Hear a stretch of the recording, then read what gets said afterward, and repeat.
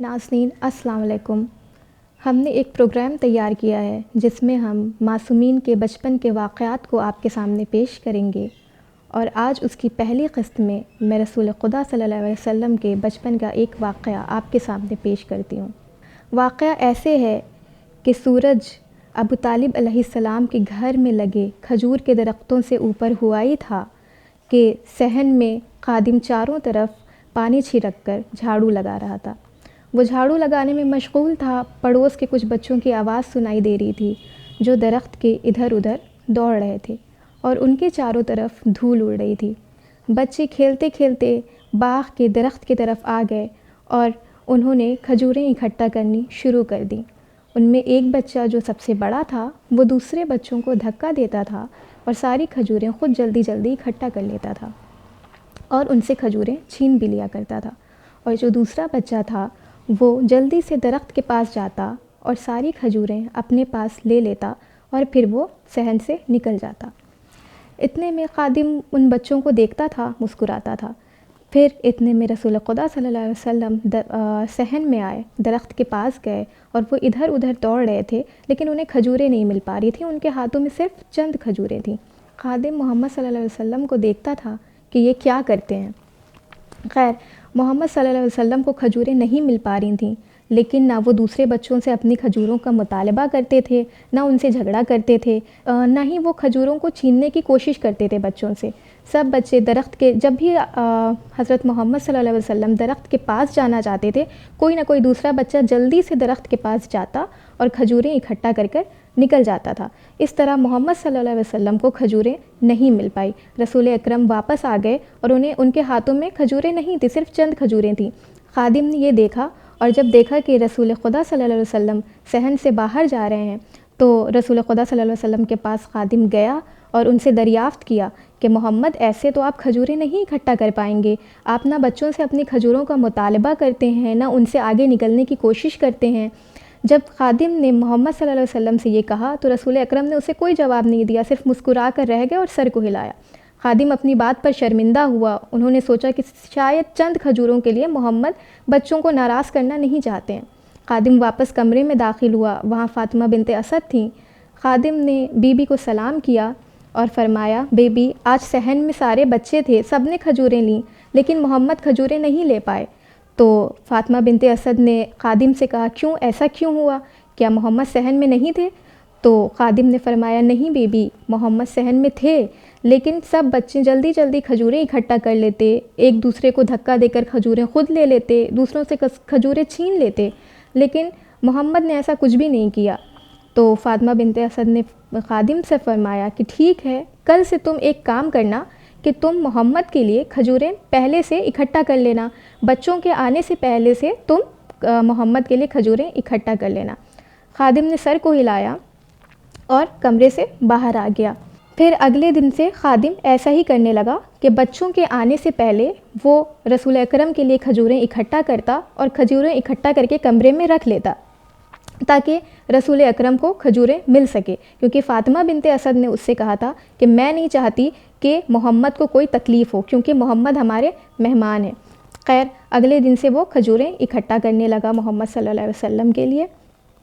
پھر ایک دن ایسا ہوا کہ سب بچے صحن میں آ گئے، انہوں نے کھجوریں اکٹھا کر لیں، کھجوریں اکٹھا کر کے لے گئے، لیکن خادم رسول اکرم کے لیے کھجوروں کو اکٹھا نہیں کر پایا۔ پھر جب اسے احساس ہوا کہ ارے، آج تو میں نے رسول اکرم کے لیے کھجوریں اکٹھا کی ہی نہیں ہیں، تو پھر اسے بہت دکھ ہوا، وہ غمگین ہوا اور جا کے فاطمہ بنت اسد سے فرمایا کہ بی بی، آج بچے تھوڑا جلدی آ گئے تھے اور میں محمد کے لیے کھجوریں اکٹھا نہیں کر پایا۔ تو فاطمہ بنت اسد پریشان ہوئیں، بولی، ارے یہ تم نے کیا کیا، اب میں محمد سے کیسے نظریں ملاؤں گی؟ تو خادم نے فرمایا، بی بی، آپ ایک 8 سال کے بچے سے شرمائیں گی؟ تو فاطمہ بنت اسد نے خادم سے فرمایا، کیا تم محمد کو دوسرے بچوں جیسا سمجھتے ہو؟ پھر فاطمہ بنت اسد کمرے میں ایک طرف کپڑے سی رہی تھیں اور محمد صلی اللہ علیہ وسلم ایک طرف سو رہے تھے۔ جیسے محمد صلی اللہ علیہ وسلم نے کروٹ بدلی، فاطمہ بنت اسد اپنی نظریں بچا رہی تھیں محمد صلی اللہ علیہ وسلم سے کہ محمد صلی اللہ علیہ وسلم کی نظریں فاطمہ بنت اسد پر نہ پڑیں۔ خیر، محمد صلی اللہ علیہ وسلم بیدار ہوئے، صحن میں گئے، کنویں کے پاس گئے، اپنا منہ دھویا اور درخت کے پاس چلے گئے۔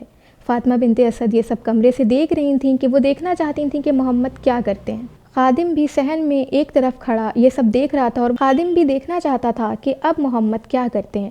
پھر رسول اکرم درخت کی طرف گئے اور جب انہوں نے دیکھا کہ یہاں پر کھجوریں ہیں ہی نہیں تو وہ کمرے کی طرف جانے لگے۔ خادم نے سوچا کہ شاید محمد یہ سوچ رہے ہوں کہ ہم نے ان کے لیے کھجوریں پہلے سے اکٹھا کر کے رکھی ہوئی ہیں، اس لیے وہ کمرے کی طرف جا رہے ہیں۔ خادم محمد صلی اللہ علیہ وسلم کے قریب آیا، محمد صلی اللہ علیہ وسلم کی نگاہ خادم پر پڑی، دیکھا خادم گھبرایا ہوا تھا۔ محمد صلی اللہ علیہ وسلم نے خادم کو سلام کیا اور خادم بالکل گھبرا گیا اور لرزتے ہوئے لبوں سے کہا کہ مجھے معاف کریے گا، میں آج آپ کے لیے کھجوریں اکٹھا نہیں کر پایا۔ خیر محمد صلی اللہ علیہ وسلم نے کچھ نہیں بولا، سر کو ہلایا اور مسکرانے لگے۔ خادم سمجھ گیا کہ محمد ان سے ناراض نہیں ہے۔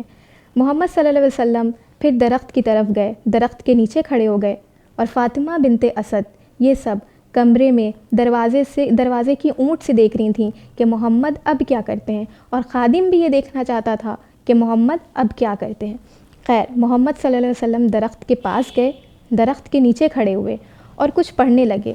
اچانک دیکھا کہ کچھ ہی دیر میں درخت نیچے جھکا اور ایک گچھے سے، جو گچھا رسول اکرم کی طرف تھا، اس سے آپ نے کھجوریں توڑیں اور اس کو نوش فرمائیں۔ فاطمہ بنت اسد کو تعجب ہوا، خادم کو بھی تعجب ہوا۔ اتنے میں دوپہر ہو گئی تھی اور دروازے پہ دستک ہوئی۔